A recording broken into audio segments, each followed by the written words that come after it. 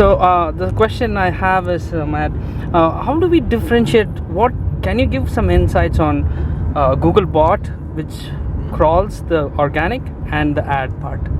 Yeah, that's a great question. So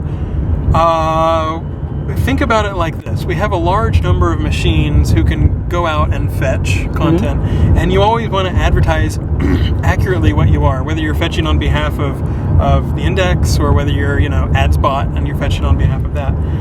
So usually it's safe to think of those as separate mechanisms. So Okay. Googlebot will fetch pages. They might have their own IP range. AdsBot will fetch pages. And I'm not sure whether they have distinct IP ranges, but you can always verify Googlebot by looking up its IP address and then doing sort of a forward and reverse lookup to verify that it is Googlebot. There is one interesting corner case, which is, imagine if, say, Googlebot has just fetched a page, and then you are also an advertiser, and so you've also bought a link, in AdWords. Should AdsBot then go fetch that page immediately too? Right. And the answer is, well, that's kind of a lot of redundancy. If you just fetch the page, you don't need to refetch it.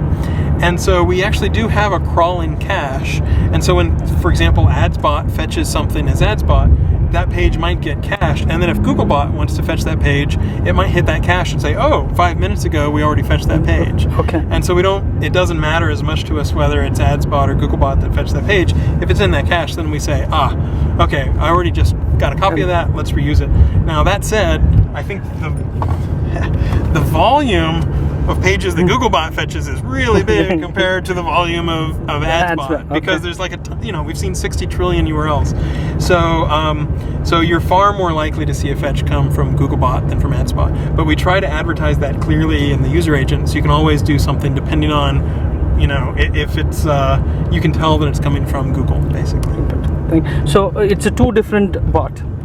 It's two different user agents. Okay. And it's two different mechanisms. Like, we usually don't even share that much code with the ads team. They're in a different building. We're in a different building. But I think some of that infrastructure can be shared. So not just the cache, but you wouldn't want to write a completely different bot, for a different sector of the company. So think of it more like it's a crawling service where one person can say to the Googlebot that's sort of trawling around on the web and say, hey, we need to fetch a copy of this page. And then we can surface that ability to other properties. But at all times, you need to be able to, well, at least certainly for the web crawl, you need to be able to tell that that's actually a Googlebot visiting.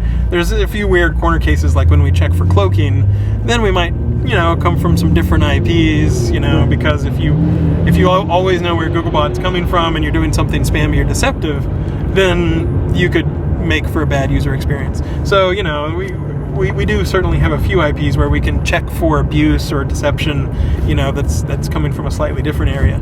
But for the vast majority of cases, the billions and billions of URLs that we're crawling every day, that's well advertised, it's coming from a well-known IP address range. It normally doesn't change all that often. And we're always thinking about, are there ways that we can advertise those IPs so that people can encode that and operate on that without too much trouble?